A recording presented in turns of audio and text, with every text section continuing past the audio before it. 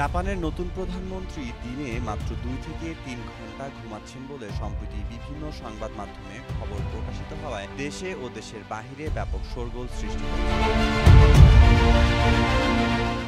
প্রধানমন্ত্রীর এই অতিরিক্ত কাজের অভ্যাস জাপানের দীর্ঘদিনের কঠোর কর্মসংস্কৃতি নিয়ে নতুন করে আলোচনা উস্কে দিয়েছে। জাপানি ভাষায় একটি শব্দ আছে, সেটি হলো কারোশি, যার অর্থ হলো অতিরিক্ত কাজ করে মৃত্যু।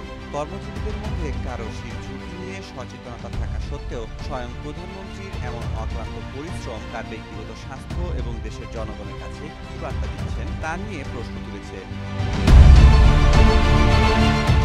অনেকে নেতার এই কর্মোদ্দীপনাকে প্রশংসনীয় বললেও বিশেষজ্ঞরা বলছেন এমন অভ্যাস প্রধানমন্ত্রীর শারীরিক ও মানসিক সুস্থতার জন্য বিপজ্জনক হতে পারে। গেল সপ্তাহে তিনি রাত ৩টায় মিটিং ডাকেন এবং তখনই এই বিষয়টি নিয়ে আলোচনার জন্ম দেয়।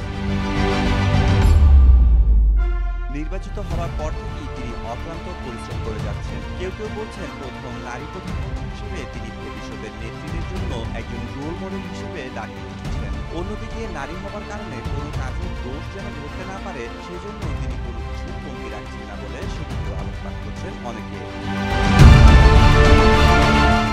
এদিকে জাপানের অফিসে ঘুমিয়ে পড়া একটি স্বাভাবিক ও প্রশংসনীয় বিষয়, যার জন্য জাপানি ভাষায় আরেকটি শব্দ আছে, ইনেমুরি। এর অর্থ উপস্থিত থেকে ঘুমিয়ে পড়া।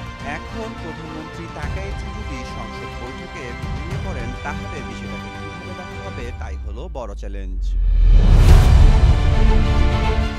মেহেদী মাসুদ, জনকণ্ঠ।